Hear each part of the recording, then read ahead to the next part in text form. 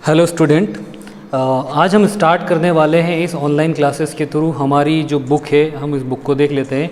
हमारी ये बुक है सोशल साइंस क्लास 7 की बुक है और इस बुक का हम स्टार्ट करेंगे हिस्ट्री का सेक्शन, स्पेशली चैप्टर नंबर 1। अगर आप देखोगे सोशल साइंस आपका एज यूजुअल 3 सेक्शन में ज्योग्राफी है, हिस्ट्री है, सिविक्स है और हम स्टार्ट करने वाले हैं इस हिस्ट्री सेक्शन का फर्स्ट चैप्टर जो है वेयर, व्हेन एंड हाउ। ठीक है, इस फर्स्ट चैप्टर को हम स्टार्ट करते हैं। तो हमारा चैप्टर यहाँ से स्टार्ट होता है। चैप्टर नंबर हमारा फर्स्ट है वेयर, व्हेन एंड हाउ। यहाँ पे हम सबसे पहले जो हमारा ऑब्जेक्टिव, लर्निंग ऑफ ऑब्जेक्टिव हमारा जो सबसे पहले हम डिस्कस करेंगे, will discuss about the divisions of history. मतलब हिस्ट्री को हम लोगों ने टोटल कितने सेक्शन में या कितने टाइम पीरियड में या कितने पार्ट्स में डिवाइड कर रखा है। तो टोटल अगर हम देखें तो in Indian history is generally divided into 3 parts. First हो गया ancient history, medieval history and modern period. कितने पीरियड में हम लोगों ने डिवाइड कर रखा है? हम लोगों ने इसको 3 पीरियड में डिवाइड कर रखा है। पहला हो गया एंशियंट, सेकंड नंबर पे मेडिवल एंड थर्ड नंबर पे हो गया मॉडर्न पीरियड। इसका मतलब क्या होता है? अगर हम ईयर के बेसिस पे बात करूं तो फॉर एग्जाम्पल अगर आप देखोगे अभी जैसे चल रहा है, करंटली चल रहा है 2020, मतलब 2020 हम बोल रहे हैं। एज इट इज़ अगर आप देखोगे, अगर फॉर एग्जांपल 700 से लेके तो 17 सेंचुरी तक, 700 टू 17 सेंचुरी तक ये जो पूरा टाइम पीरियड है, इस पूरे टाइम पीरियड को हम क्या बोलते हैं? Medieval time period. 700 से पुराना जितना भी ओल्ड होगा, जितने भी जो पास की चीज़ें हम उसे देखेंगे, उसे हम डिस्कस करेंगे एज अ एंशिएंट हिस्ट्री के टाइम पे। मेडिवल हिस्ट्री मतलब 700 टू 17 सेंचुरी, या ऐसा, ठीक है। और उसके आगे हम बात करें मॉडर्न पीरियड जो होता है, यहाँ से 18 सेंचुरी से स्टार्ट होके तो जो अभी करंटली जो अभी तक के लेटेस्ट जो हम बात कर सकते हैं हम बोल सकते हैं मॉडर्न पीरियड। सो टोटल हम लोगों ने हिस्ट्री को कितने पीरियड में डिवाइड कर रखा है? टोटल हम लोगों ने हिस्ट्री को 3 पार्ट या 3 पीरियड में डिवाइड कर रखा। पहला हो गया एंशिएंट, सेकंड नंबर पे मेडिवल एंड थर्ड नंबर पे मॉडर्न।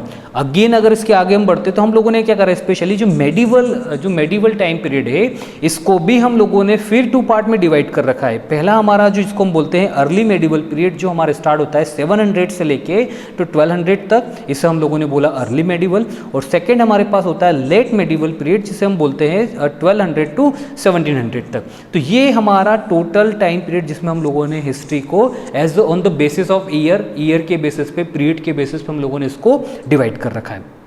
ठीक है, अब हम बात करते हैं मेडिवल पीरियड। स्पेशली हम जो हमारा जो क्लास 7th का जो हिस्ट्री का सेक्शन है, यहाँ पे हम स्पेशली जो डिस्कस कर रहे हैं वो हम डिस्कस कर रहे हैं मेडिवल टाइम पीरियड की। मतलब हम 700 से लेके तो 17 सेंचुरी के बीच में जो भी यहाँ पे जो भी इंसिडेंट्स हुए, जो भी घटना हुई, उन सभी चीज़ों को हम डिस्कस करने वाले हैं। मतलब जो आगे आपके कंटिन्यू चैप्टर आएंगे वो इसी के बेसिस पे रहेंगे। हो सकता है हम मुगल को डिस्कस करेंगे, हो सकता है हम दिल्ली सल्तनत को डिस्कस करेंगे, तो हो सकता है हम यहाँ पे अभी डिस्कस करने वाले हैं आगे जो हम डिस्कस करेंगे ब्रिटिश, हम मराठास देखेंगे। तो ये जो सारा डिस्कशन करेंगे वो हमारा किस पीरियड के बीच में होगा? वो हमारा 700 से लेके तो 1700 तक के बीच में होगा। मतलब इस पूरे टाइम पीरियड को हम यहाँ पे डिस्कस करेंगे, इसीलिए हमारे यहाँ पे मेडिवल पीरियड इंपॉर्टेंट हो जाता है।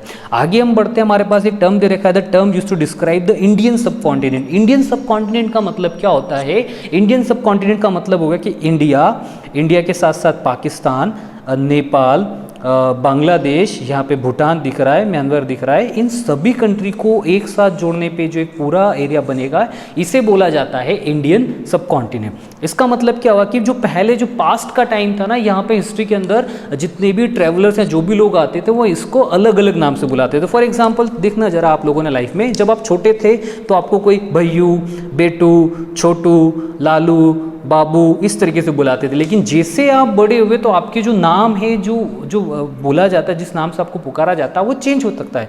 फॉर एग्जांपल अगर आप आपके पेरेंट्स से पूछोगे, आपके फादर से या मदर से, तो उनका भी बचपन में कुछ और नाम होगा।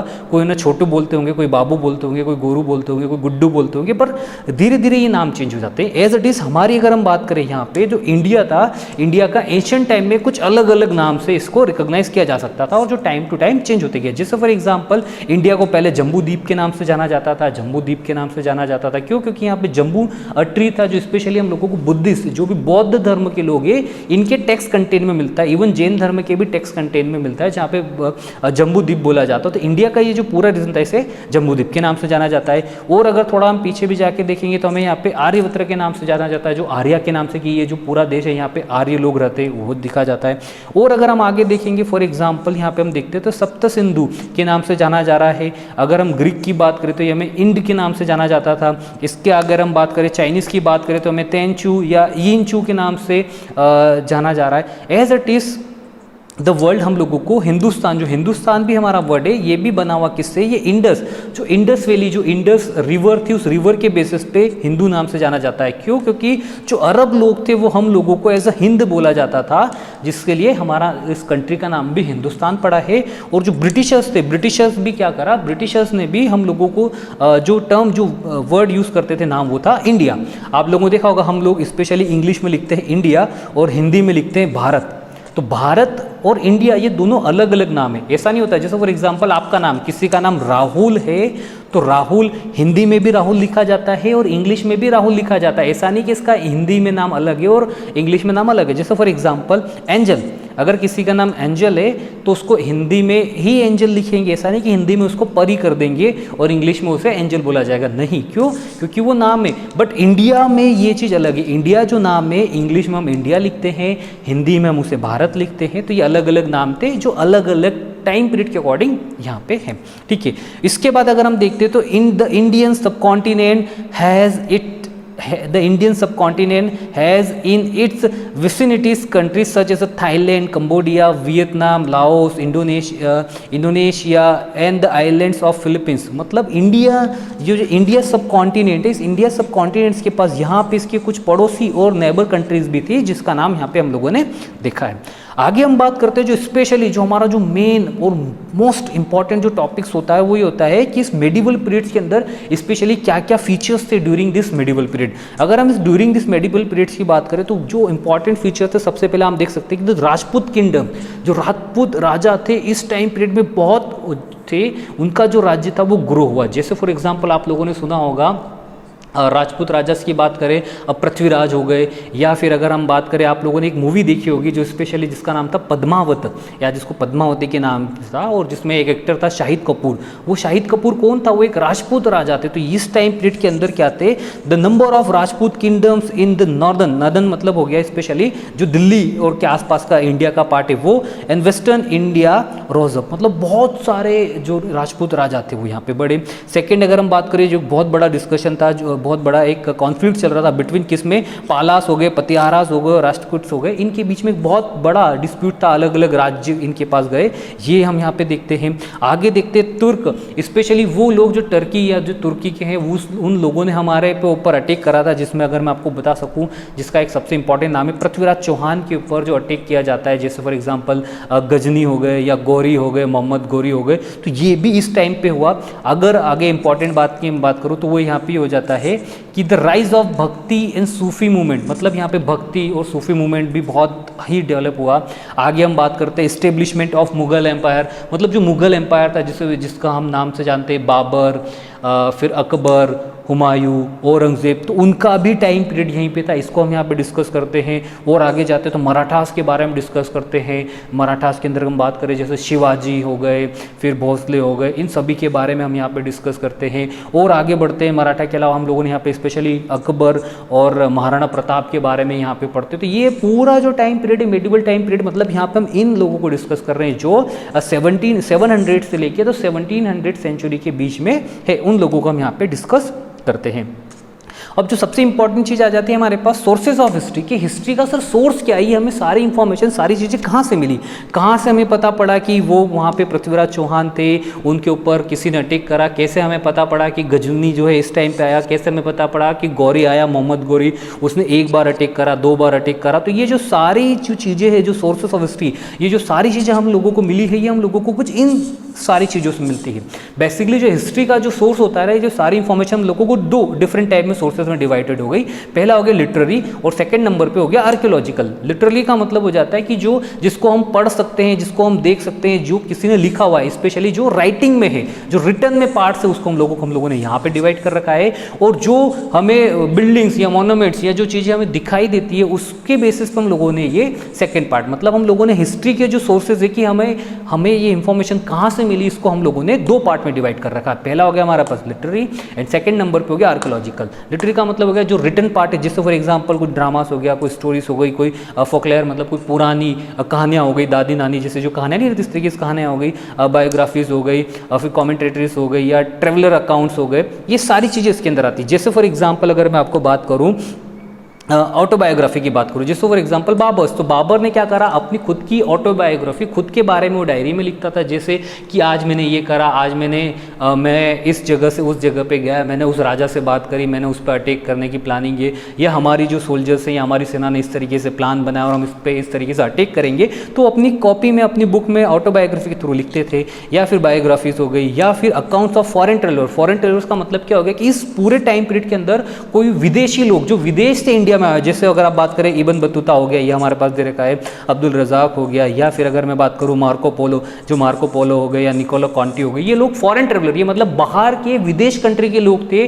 और इस टाइम पीरियड में, जिस भी टाइम पीरियड में ये इंडिया में आए थे, तो इन्होंने अपनी उस जो ट्रेवलर जो ट्रेवलिंग करते टाइम जो जिसमें ये लिख रहे थे, उस रिकॉर्ड के बेसिस पर हम बोल सकते हैं कि वहाँ पे ऐसा इंसिडेंस या ऐसा इवेंट्स हुआ होगा, तो वहाँ से हमें पता पड़ता है। इसके अलावा रॉयल ऑर्डर्स एंड कुछ इस तरीके से जो राजा रहते थे वो भी क्या कराते थे कि वो कुछ रूल्स या कुछ चीज़ें से लिखाते थे कि ये रूल्स है, ये नियम से, ये आप लोगों को फॉलो करना होगा, तो उसके लिए चीज़ें को भी वो नोटिस या लिखवाया जाता था, उसके बेसिस पे भी हम कर सकते थे। मतलब ये जो पहला सेक्शन हो गया, ये पहला सेक्शन किसके बेसिस पे, ये पहला पूरा सेक्शन है जहाँ पे हमारे पास राइटिंग में, रिटन में रिकॉर्ड है। सेकंड वाला सेक्शन कौन सा, जहाँ पर रिटन में रिकॉर्ड हम लोगों को जो दिख रहा है in the form of building के फॉर्म में दिख रहा है, वेपन्स के फॉर्म में दिख रहा है, ऑर्नामेंट्स के फॉर्म में दिख रहा है, कॉइन्स के फॉर्म में दिख रहा है, इंस्क्रिप्शंस के फॉर्म में दिख रहा है, वो किसी बिल्डिंग्स के ऊपर है, तो ये हमारे पास हो जाता है second record, second source of history.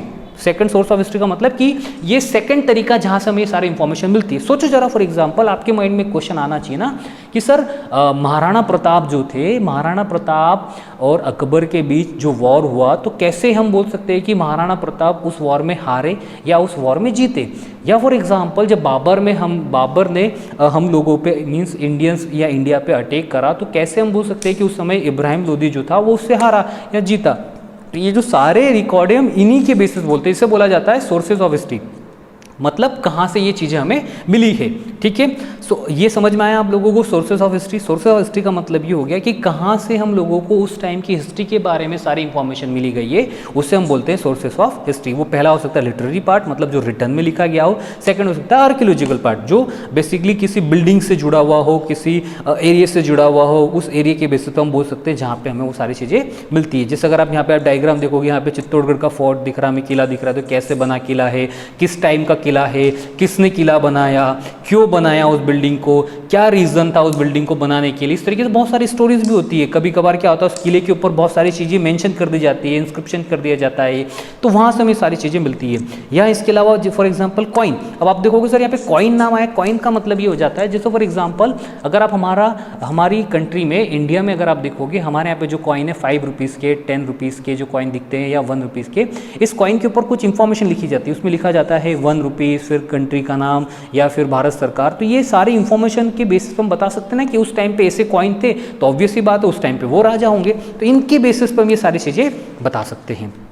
आगे हमें बढ़ते हैं इसके बाद, तो हमारे पास दे रखा है कि how sources are used for writing history. ठीक है, अब इन सोर्सेस को कैसे यूज़ करा हिस्ट्री लिखने के लिए। देखो जो हम ये हिस्ट्री की जो बुक पढ़ रहे हैं, इसके बाद के जो हमारे आगे ये चैप्टर आएंगे, तो ये जो सारी चीज़ें इन्हीं के बेस पे कैसे इन चीज़ों को यूज़ किया गया है लिखने के लिए। तो होता क्या है, जो राइटिंग की जाती है, जब भी हम हिस्ट्री या कोई भी चीज़ लिखी जा रही है कोई बुक में, तो वो इन सभी एविडेंस को साथ में टुगेदर एक साथ लेके चलते हैं और उन सभी के बारे में डिस्कस करते हैं। जैसे फॉर एग्जाम्पल अगर मार्को पोलो ने, ये जिस मार्को पोलो आपको यहाँ पे दिख रहा है, मार्को पोलो ने उसकी जो नोट्स लिख रहा था, जो उसके फॉरेन अकाउंट से, जो उसमें वो सारी चीज़ें मेंशन कर रहा था, अगर उसमें उसने कुछ लिखा हुआ है तो पहले हमने वो चीज़ देखा, फिर हम लोगों ने एज इट इज हमें भी देखा कि हाँ उस टाइम पे ये कॉइन अवेलेबल थे, तो हम लोगों ने सेकंड सोर्स उसको देखा। थर्ड नंबर पे हम लोगों ने देखा कि हम लोगों को वहाँ का पैलेस या वहाँ की हम एक बिल्डिंग आइडेंटिफाई हुई, तो हम बोल सकते हैं कि हाँ वहाँ पर वो बिल्डिंग भी थी। इस तरीके से सारे रिसोर्सेज को मिला के हम एक मत पे आते हैं, एक पर्टिकुलर पॉइंट पे आते हैं कि हाँ उस पर्टिकुलर टाइम पे वो किंग थे, उस किंग ने ये सारा वर्क करा था और उस तरीके से सारे जो एक सीक्वेंस था, हम लोगों को सीक्वेंस मिलता है और उसके बेसिस पे ये हिस्ट्री की बुक या हिस्ट्री के सारी चीज़ें या जो टॉपिक है वो लिखे जाते हैं। तो आज हमारा का जो हम लोगों ने जो टॉपिक कवर करा है वो था हमारा चैप्टर नंबर 1। एक क्वेश्चन आप लोगों के माइंड में आ सकता है कि सर हम पूरा डिटेल में लाइन बाय लाइन वन नहीं पढ़ पा रहे। तो रीज़न ये बेटा दो चीज़ें, पहला चीज़ तो ये कि हम लोग अब की बार जो स्टडी कर रहे हैं वो मोबाइल के थ्रू कर रहे हैं और मोबाइल पे लाइन बाय लाइन अगर हम पढ़ेंगे तो शायद हो सकता है आपको वो चीज़ समझ में आए पर या ना भी आए। पर इसमें एक प्रॉब्लम और ये हो सकता है, वो ये है कि आप जब ऑनलाइन पढ़ रहे हैं तो हम लोगों को इतना सारा चीज़ जो है आपको रिकॉर्ड करके अवेलेबल कराना है। आप लोगों के पास ऑलरेडी बुक है तो अगर एक बार आप इससे खुद भी पढ़ोगे और इसके अलावा कुछ डाउट रहते हैं तो जब हमारी ऑनलाइन क्लासेस रहेगी वहाँ पे आप उस डाउट्स को पूछ सकते हो, उसको वहाँ पे आप डिस्कस कर सकते हो। तो आज हमारा जो चैप्टर था जिसका नाम है वेयर, व्हेन एंड हाउ, इसको हम लोगों ने डिस्कस करा। हम लोगों ने यहाँ पे डिस्कस करा है डिविजन ऑफ हिस्ट्री। हिस्ट्री को 3 पार्ट में डिवाइड कर रखा है, कौन कौन से, Asian, medieval and modern period. Second number पे हम लोगों ने यहाँ पे देखा इंडियन सब कॉन्टिनेंट, तो कौन कौन सी कंट्री कंबाइंड होकर इंडियन सब कॉन्टिनेंट बनाती है, तो वो इंडिया, पाकिस्तान, नेपाल, बांग्लादेश और म्यांमार और भूटान, इसको मिला के हम बोलते हैं इंडियन सब कॉन्टिनेंट। आगे इसके बाद हम लोगों ने देखा कि क्या क्या इंडिया के नाम थे, जैसे जम्मू द्वीप था, आर्यवत था, या सप्त सिंधु था, या फिर हम बात करें ताइचू इंचू था, या फिर हिंदुस्तान हो गया या इंडिया। तो ये हम लोगों ने देखा। इसके बाद हम लोगों ने देखा कि बेसिकली मेजर फीचर्स या मेजर इवेंट्स क्या हुए थे इस पूरे मेडिवल टाइम पीरियड में। कौन से टाइम पीरियड में, 700 से लेके तो 1700 तक क्या क्या जो इंसिडेंट्स हुए थे जो बहुत मेजर या इंपॉर्टेंट थे वो हम लोगों ने देखा। हम लोगों ने देखा कैसे यहाँ पे राजपूत किंगडम बढ़ रहा था। फिर हम लोगों ने देखा यहाँ पे पालास, प्रतिहारास, राष्ट्रकूटा कैसे ही आपस में इन लोगों का वॉर, उससे सारी चीज़ें हो रही थी। फिर हम लोगों ने देखा कैसे तुर्क ने इंडिया पे अटैक करा, स्पेशली जिसमें हम बोल सकते हैं मोहम्मद गोरी और गजनी की बात कर सकते हैं। फिर हम लोगों ने देखा यहाँ पे भक्ति सूफी मूवमेंट। इसके बाद हम लोगों ने मुगल एम्पायर की बात करें, मराठास मतलब शिवाजी हो गए, महाराणा प्रताप की बात करें, वो हम लोगों ने देखा यहाँ पे जो महाराणा प्रताप एज अ राजपूत थे वो हम लोगों ने देखा। फिर हम लोगों ने देखा सोर्सेस ऑफ हिस्ट्री, हम लोगों को ये सारी जो सोर्स है ये हमें कहाँ से मिले, किस तरीके से मिलते थे, इसको हम लोगों ने देखा कि सोर्सेस ऑफ हिस्ट्री को 2 पार्ट में डिवाइड कर रखा है, लिटरेरी और आर्कियोलॉजिकल। लिटरली मतलब वो पार्ट जो हम लोगों के पास रिटर्न में अवेलेबल है, जिसको हम पढ़ सकते हैं, हम अंडरस्टैंड कर सकते हैं, समझ सकते हैं। और आर्कियोलॉजिकल मतलब जो as a form of building, weapons या फिर कॉइन या इंस्क्रिप्शंस, किसी शिलालेख यहाँ पे लिखा गया है, उस तरीके से सारी चीज़ें ये आती हैं। फिर उसके बाद हम लोगों ने देखा कि आर्कियोलॉजिकल सोर्सेज में क्या क्या हो गए, जैसे फॉर एग्जाम्पल फोर्ट्स हो गए तो किस टाइम पे बने, क्यों बनाए, क्या इंफॉर्मेशन थी। टेम्पल्स हो गए तो क्यों बनाए, इस टेम्पल्स के ऊपर भी कभी कभार क्या था, बहुत सारी चीज़ें लिखी रहती है। जहाँ भी टेम्पल बने रहते हैं वहाँ पे इंक्रिप्शन मतलब बहुत सारे स्टोन पे, पत्थर के ऊपर फॉन्ट अक्षर बना के बहुत सारी चीज़ें लिखी जाती है, तो वो भी चीज़ हम लोगों ने यहाँ पे देखी। इसके बाद हम लोगों ने देखा कि इन सोर्सेज को कैसे टुगेदर एक साथ मिला के हम लोगों ने हिस्ट्री का जो कंटेंट है वो बनाया जाता था। इन सोर्सेज को एक ना जो सोर्स होना चाहिए वो अकाउंटेबल होना चाहिए, बहुत मीनिंगफुल होना चाहिए। ऐसा ना हो कि एक जो ट्रेवलर था, फॉर एग्जाम्पल जैसे फॉरेन ट्रेवलर्स की हम बात करें, इब्न बतूता हो गया या मार्को पोलो हो गया, निकोले कॉन्टी हो गया, ये कोई और चीज़ बोल रहा है उस टाइम पीरियड में और हमारे यहाँ पे वो इंसिडेंस हो ही नहीं रहा है या हो रहा है तो कुछ और चीज़ें, तो ये सभी चीज़ें सेम टाइम पे एक जैसा कुछ हद तक मैच होना चाहिए। एग्जैक्टली सेम हो पॉसिबल नहीं, कि हो सकता है जो किंग लिख रहा है या जो उनकी ऑटोबायोग्राफी है या जो उनकी बुक है वो कुछ और कंटेंट बोल रही है, बट सिमिलर 80% के आसपास, 90% के आसपास सेम इंसिडेंस होना चाहिए। तो उस बेसिस पर हम बोल सकते हैं कि ये हिस्ट्री के सोर्सेज है। तो ये आज हमारा हम लोगों ने चैप्टर 1 कंप्लीट करा है कुछ मिला के। अब इसका हम स्टार्ट करेंगे ऑनलाइन क्लासेस। उस ऑनलाइन क्लासेस में आपको जो भी डाउट रहेंगे आप वो पूछ सकते हैं, उसको हम यहाँ पे डिस्कस करेंगे हमारी कल की नेक्स्ट क्लास में। ठीक है, थैंक यू।